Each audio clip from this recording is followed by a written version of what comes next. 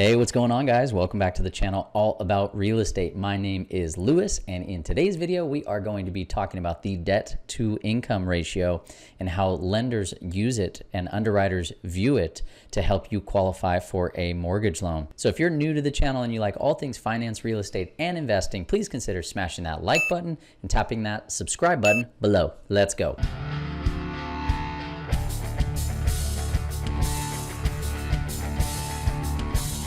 Okay, so before we really jump in how to calculate the debt to income ratio, or the DTI, I do want to go ahead and define it. There is so much technical jargon out there in the mortgage world, and sometimes it can get a little bit overwhelming and confusing. So I want to go ahead and break this down so we can explain it in plain English. So what is the debt to income ratio? The debt to income ratio is the percentage of your gross monthly income that goes towards paying your monthly debts or liabilities, and it is used by lenders to determine the borrowing risk. Okay, so let's go ahead and walk you through it. I went ahead and created an Excel spreadsheet on how to calculate the debt to income ratio. I put it together really quickly, and it's really just meant to help illustrate how this is calculated. I'll see if I can link to it in the show notes, but I wouldn't let it be the end all be all. I mean, ultimately, if you are going through the mortgage process, I would highly encourage you to consult with a mortgage broker or a lender and have them walk you through all of the nuances and details here, because every situation is slightly different. But anyway, for purposes of discussion here, we are going to look at a W-2 wage earner, their income and their liabilities, and I'm just going to be making up the numbers on the fly. We are not going to be looking at how to calculate self-employment income at this time. It is calculated completely differently. So let's say in this example, we have a W-2 wage earner. They have a salary. They've been with their company for maybe 5 years. And let's say their annual salary is $60,000, which works out to $5,000 monthly. I want to note that this is gross monthly income. That means before taxes. And then let's say at this particular employer, you have the ability to earn $20,000 annually in bonus pay. That is variable income. So an underwriter is going to want to see at least a 2-year history. And then of course, they're going to take an average of that income.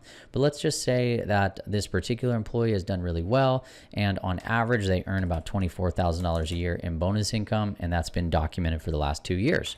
That works out to $2,000 per month. And if you add up the salary and the bonus income, they have a total gross monthly income of $7,000 per month. That is what we are going to use to help them qualify for a mortgage. Now, as a general rule of thumb, the max debt to income ratio allowed is going to be 45%.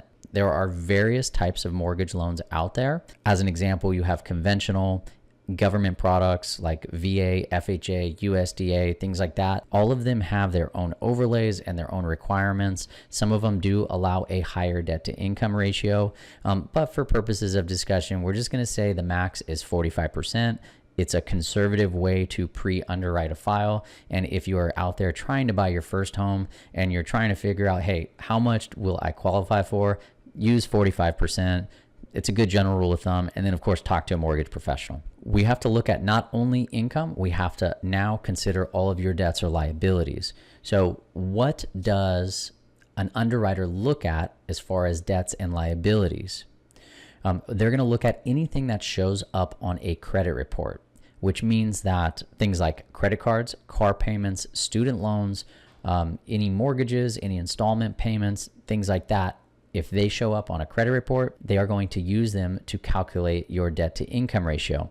There are a few things that they do not include, and even though you personally may want to factor them into your decision making, an underwriter will not look at things like utility payments. So the cost to operate a property, things like electricity, gas, garbage, sewer, water. The underwriter is not concerned with those. The other thing they're not concerned with is your expenses for like auto insurance or your cell phone, things like that. They're going to exclude those entirely. And then that's obviously going to have to come out of your discretionary income.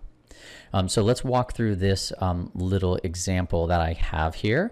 Let's say you have $4,500 in credit cards with a minimum monthly payment of $125.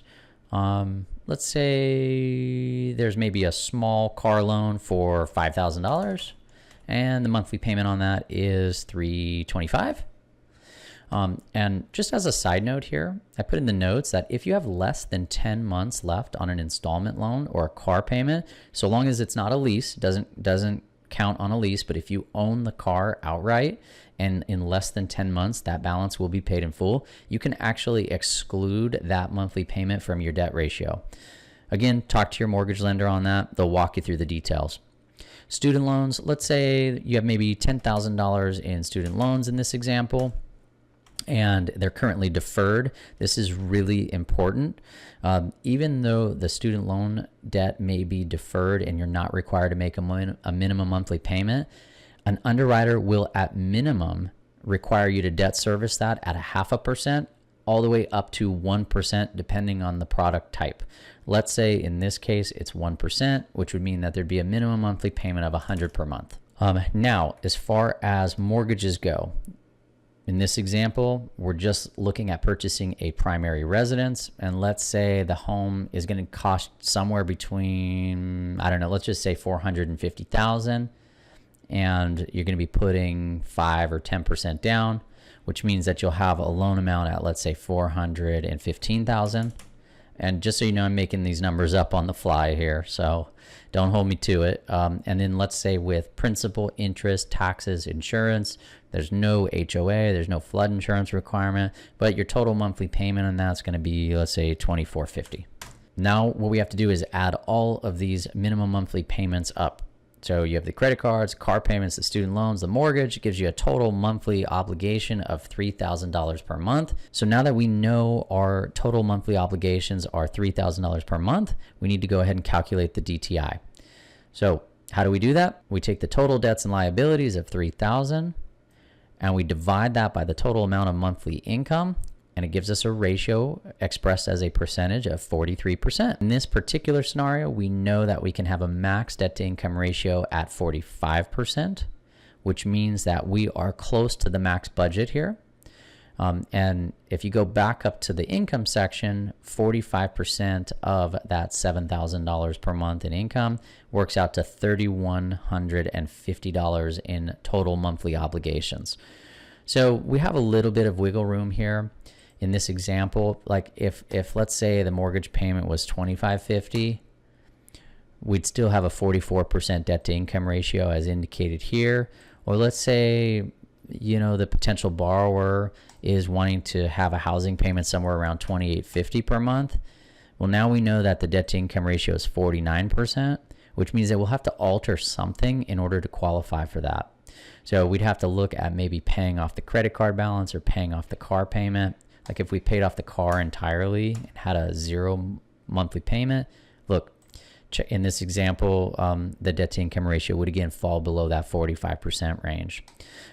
Now, the reason why I am showing you this is because just because the debt to income ratio might be a little high, there are products that allow a little higher ratio, or you can look for other liabilities that you could potentially pay off to kind of fall within that bracket.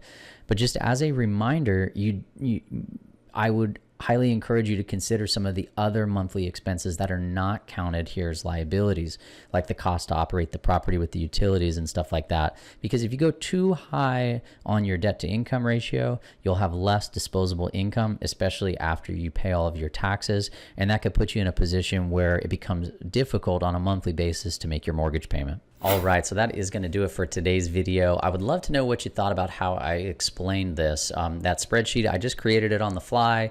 It was just something that was meant to help illustrate exactly how the debt to income ratio is calculated and how an underwriter will view your income versus your liabilities or your debts. So anyways, go ahead and leave your comments below. If you got any value out of this video, please consider smashing that like button, subscribing to the channel, and sharing this video with others. Thank you so much for taking the time to watch. Take care.